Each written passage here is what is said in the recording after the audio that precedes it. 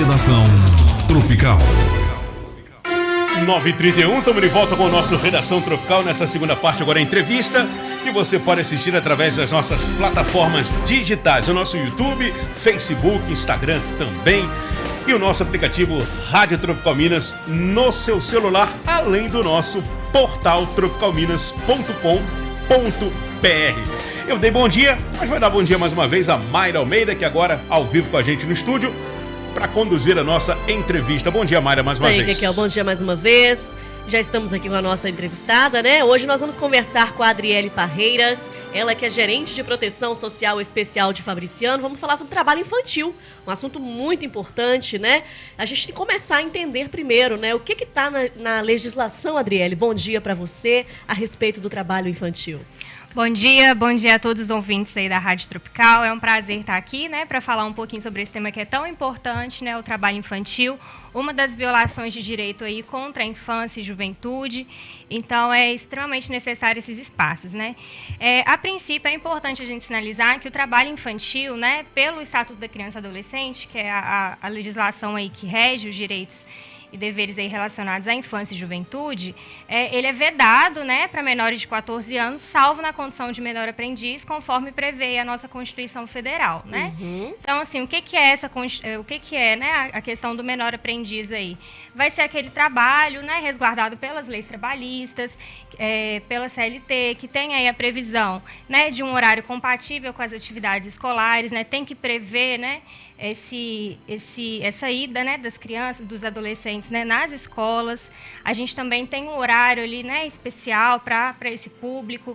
Não pode ser, né, condições de trabalho insalubre, porque tem que garantir aí o pleno desenvolvimento do adolescente, tendo em consideração aí que são pessoas em desenvolvimento, né? Certo. E acima, né, dessa idade dos 14 anos, tem aí previsto todos os direitos trabalhistas e previdenciários. Ótimo. Só para contextualizar, por que nós estamos trazendo esse tema aqui? Afinal, amanhã, dia 12, é o Dia Mundial de Combate ao Trabalho Infantil, por isso que nós estamos trazendo essa informação e alertando a população sobre isso, até porque tem ações que a assistência social realiza em Coronel Fabriciano justamente para conscientizar as pessoas em relação a isso, né, Adriele? Exatamente. O tema do trabalho infantil ele é um tema muito complexo de ser trabalhado, né? Porque a gente tem aí uma concepção muito moral da sociedade, que traz aí um pouquinho, né? Que, na minha época eu trabalhava, né? Por que não permitir que trabalhe? A gente precisa entender que a criança, né, o adolescente, ele tem direito à educação, à cultura, ao lazer, e essa é a prioridade, né? O trabalho laboral ali, ele tem muito mais para esse público um caráter pedagógico do que um caráter produtivo, né? Conforme prevê o ECA. Então, a gente, enquanto rede socioassistencial, a gente desenvolve diversas ações, compreendendo que o trabalho infantil, quando ele não está regulamentado conforme as diretrizes, ele é uma violação de direito. Só para a gente esclarecer, né, qual que é a diferença entre o trabalho infantil e aquele trabalho que a criança ajuda em serviços domésticos? Isso é totalmente diferente. Quando a gente fala aqui do trabalho infantil, a gente está sinalizando, né, esse tipo de trabalho que não é regulamentado, uma exploração ali a este público, né? E o trabalho doméstico, ele é basicamente auxiliar, né, os pais responsáveis nos afazeres domésticos, que isso não tem nenhuma proibição, né? Aqui a gente está falando em auxiliar nas demandas e não uma exploração da criança nesse sentido. E em termos, vamos falar fiscalização, mas é mais mesmo um acompanhamento, né, no município para investigar se tem crianças ali fazendo esse tipo de trabalho indevido. Como que funciona? Quem são os responsáveis por isso? Hoje, na nossa rede socioassistencial, né, a gente tem o serviço de abordagem, né, que ultimamente ele tem sido realizado pelo Centro Pop, onde a gente tem uma busca, né, nos territórios mesmo, a nossa equipe vai até as ruas buscando identificar essas situações. Para além disso, a gente tem também, né, o Conselho Tutelar, que é um grande aliado nesse sentido. E aí, quando a gente identifica uma situação de trabalho infantil, essa família ela é encaminhada ao CREAS, que é o Centro de Referência Especializado em Assistência Social. Então, lá a gente vai ter todo um acompanhamento socioassistencial com uma equipe técnica extremamente qualificada, que vai buscar aí superar essa situação que a gente chama de risco social, essa violação de direito, né? Promovendo aí a criança, né, a família, acesso a serviços, benefícios, programas, né, e projetos socioassistenciais, visando a superação dessa violação e prosseguindo, né, com a inserção formal dessa criança no mercado, desse adolescente, né, no mercado de trabalho. Vou pedir só para você arredar um pouquinho para trás para a câmera te pegar melhor e para as pessoas te virem ótimo. melhor, tá bom? Tá joia. Adriele, a gente vê muito, né, crianças vendendo balas na rua, né, como forma de um sustento ali, enfim, vendendo outros produtos. A população pode ajudar também de tal forma, quando vê, né, passar essa informação, seja para assistência, para fazer ali, tomar as providências cabíveis em relação a isso, porque às vezes é um horário que você vê que a criança poderia estar na escola e não está. Sim, é um dos tipos de trabalho infantil mais comum, né? Essa questão da venda de bala, enfim, nos sinais. O que a população precisa fazer para a gente é denunciar. A gente sempre fala, né, que esse é o passo mais importante. Porque, de fato, essa criança ali, ela está em uma condição de trabalho totalmente insalubre, em risco, né? Porque está ali no trânsito, pode ser atropelada, enfim, são diversas questões que, né, corroboram para essa violação de direitos. Então, a gente pede à população que não dê dinheiro, não ajude nesse sentido, mas ajude denunciando, levando o caso ao nosso conhecimento, que a gente vai trabalhar aí tudo o que prevê a política de assistência social para, né, poder fazer esse acompanhamento dessa criança e dessa família. Porque normalmente esse tipo de trabalho vem daquelas pessoas com menos, né, com menor poder aquisitivo. Sim, situação Né? de vulnerabilidade, Isso. Né? E o município, assim, você tem mais ou menos um balanço de como que está essa situação em Coronel Fabriciano? É um número, assim, não precisa ser tão preciso, mas uma média, né, de casos desse tipo? Hoje, no CREAS, né, a gente tem 18 casos, 18 famílias, né, que são acompanhadas aí no âmbito do trabalho infantil. Né? Esse número não é somente desse ano, a gente tem famílias que iniciaram o acompanhamento no ano passado e estão desde então. A gente entende que o acompanhamento ele não é pontual ali 1, 2 meses, porque tem várias questões quando a gente adentra em um caso desse que precisa trabalhar com essa família, todas as inseguranças e vulnerabilidades que eu trouxe aqui antes. Então, é um acompanhamento longo mesmo, né, bem cauteloso, mas que a gente aí busca essa superação. Então, hoje são 18 famílias acompanhadas. Correto. Então, só para a gente deixar um alerta, amanhã, que é o dia 12, lembrado aí o Dia Mundial de Combate ao Trabalho Infantil, deixe uma mensagem, né, para contar com o apoio da população, se alguém observar esse tipo de caso, como contribuir com o município nessa investigação. Tá, joia. O Estatuto, né, da Criança e Adolescente, ele traz que a responsabilidade e a proteção aos cuidados é da família, da sociedade e do Estado. Então, o que a gente quer da nossa sociedade é esse processo mesmo de nos auxiliar nessas demandas, né? A gente tem feito diversas ações aí. Hoje mesmo, às 5 horas da tarde, nós teremos um arrastão no centro, né, onde a gente vai passar nos comércios e bares, distribuindo materiais, explicando um pouquinho sobre a campanha. Né? A gente também tem os CRAS itinerantes, ações nas escolas para conscientizar as crianças, né, dessa campanha também. E a sociedade entra junto com a gente nesse processo de denunciar, orientar, né, e nos auxiliar aí nessa questão de proteger as nossas crianças. Bacana. E adolescentes. Adriele, obrigada pela sua participação. No próximo bloco, nós vamos falar sobre o Junho Lilás, que é um mês aí de conscientização, né, da violência contra a pessoa idosa. Então, é importante a gente falar sobre isso também, tá bom? Muito bem, daqui a pouquinho, então, depois do nosso intervalo comercial, voltamos aí com mais Redação Tropical.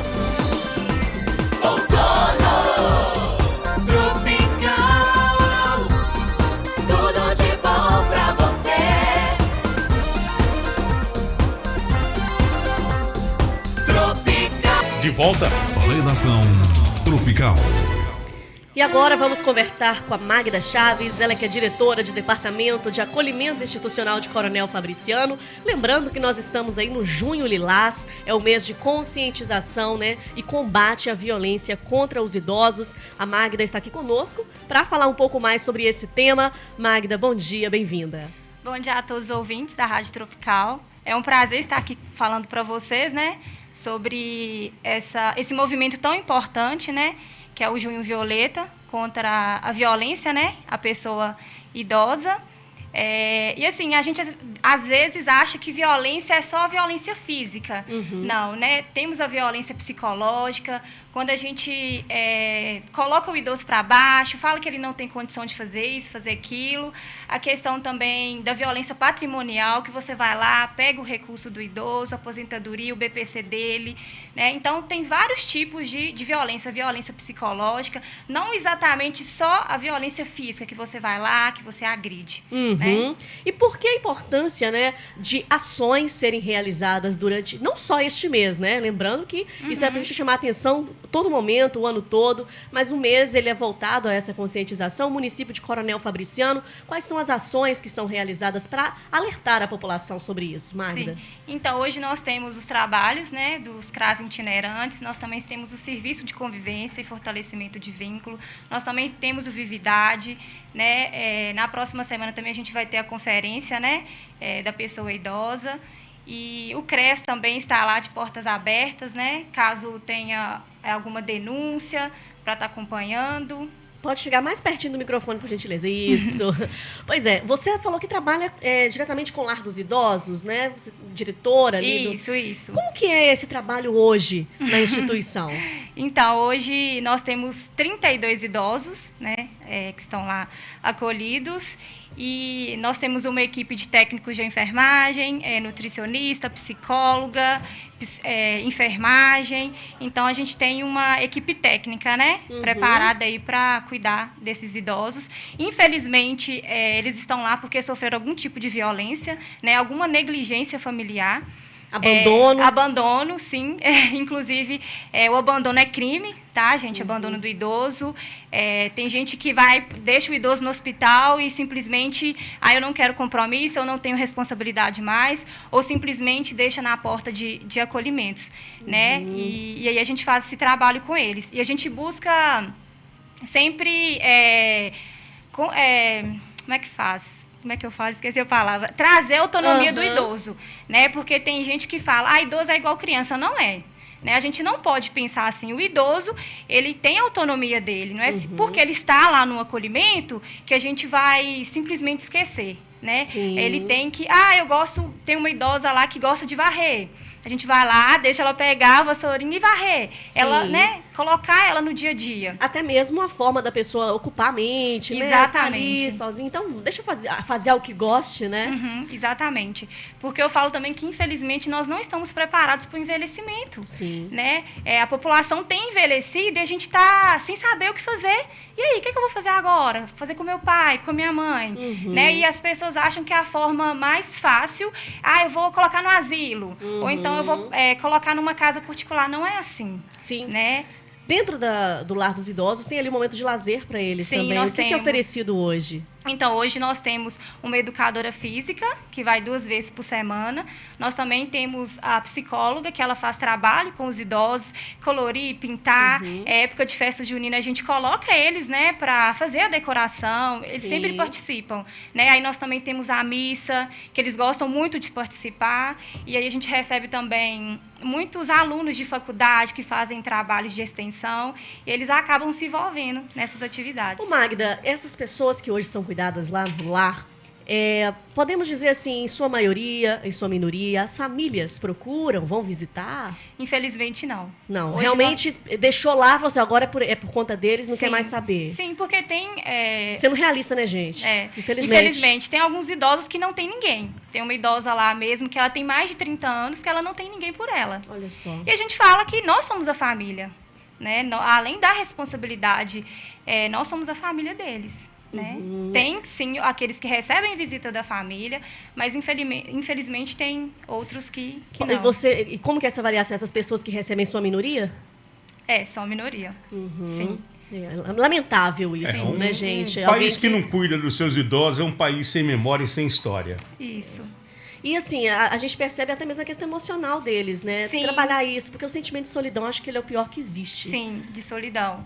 Isso. E a questão também, assim, às vezes a pessoa fala, porque o idoso está acamado, eu posso falar o que eu quiser com ele, que ele não sabe, gente? Eles guardam memórias. Semana passada mesmo ocorreu um fato, né, de uma idosa chegou na sala de enfermagem e disse assim, eu quero tomar banho.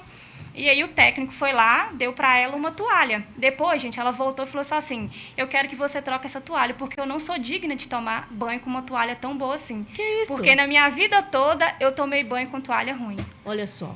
Gente, que tristeza uma coisa dessa. A pessoa achar que não é merecedora de algo bom. Exatamente. Mas isso porque provavelmente ela vivenciou, ouviu algumas falas durante a vida. Que ela não era digna de ter uma coisa boa. Né? E aí ela traz isso com ela. E a gente fica desconstruindo. Não, a senhora merece sim a melhor toalha. A senhora é digna de tomar banho. E a gente tem que trabalhar isso também. Eu só digo uma coisa, né? Algumas pessoas terão o privilégio de envelhecer e outras não. Mas quem terá e fez esse tipo de coisa, né, Kekel? Vai ter uma circunstância lá na frente. Justamente.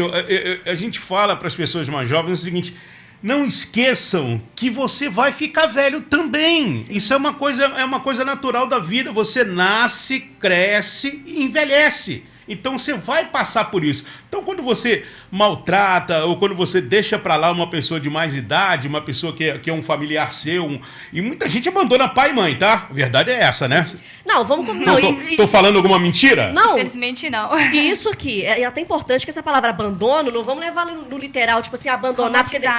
Não, e deixar para lá, tipo assim, porque não vou mais cuidar. Não, esse abandono ele pode acontecer dentro de muitas famílias, no sentido de você não dar uma assistência devida ao seu pai, à sua mãe, não preocupar em levá-los onde eles precisam ser levados, né? Não cuidar da saúde, deixar para lá, ele se virar sozinho. Isso já é um tipo de abandono, gente. Né? E isso acontece muito dentro das próprias casas, né? Questão do abandono, da violência psicológica, o tempo todo ficar menosprezando patrimonial, né? Isso é muito sério. A gente vê filhos que recebem aí né, o salário do pai e da mãe ali, pega aquele salário, ele inventa uma desculpa ali para ficar com aquele dinheiro. Enfim, muita coisa. Sim. E esse acompanhamento, até mesmo da própria assistência em relação a isso, é muito importante. Sim. E a ajuda da população também, né, Magda? Sim, também. É muito importante. Se alguém conhecer, observar algum tipo de violência contra a pessoa idosa, denunciar. Sim, diz que 100, o CRES também, podem fazer a denúncia, com certeza. Fica então alerta, gente. É muito importante. Não achem que não sejam omissos, não tem nada a ver a família dos outros. Não, tem a ver sim. Meta a colher sim. Faça a denúncia, tá? E para poder ajudar essa pessoa. E você, por exemplo, assim, a pessoa eu falo o seguinte: entre não cuidar, né, deixar largado, que procure é melhor procurar e deixar na mão de pessoas como vocês, que sabem fazer valer e sabem fazer cuidar. Acolher, né? Exatamente. Sim. Mas assim, a gente fala que o ideal é a família se responsabilizar. Sim. Né?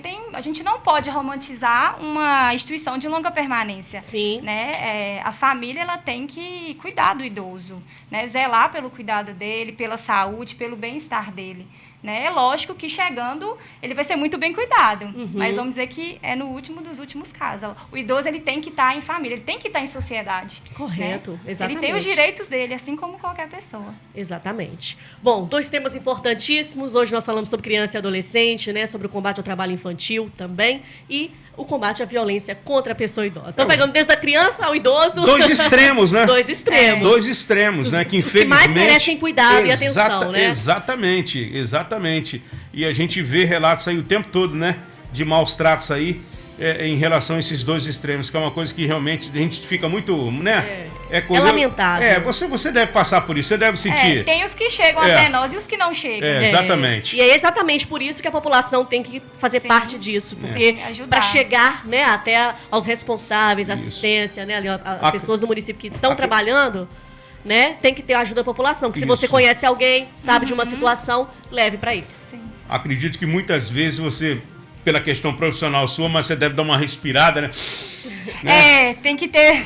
né? Porque a vontade é de apertar o pescocinho, né? E a gente também não está em posição de julgamento, exatamente. Né? Não tem como falar assim, porque a família fez... Não, né? A gente não está nessa posição, não. Até porque o acompanhamento ele é feito pelo CRES e pelo CRAS. A gente só recebe o idoso e depois... Só reforçando, quantas pessoas hoje, famílias são acompanhadas hoje? Hoje nós temos 32 idosos. 32 idosos acompanhados aí pelo... Isso, institucionalizados. E deixa eu fazer uma pergunta, que é uma curiosidade minha.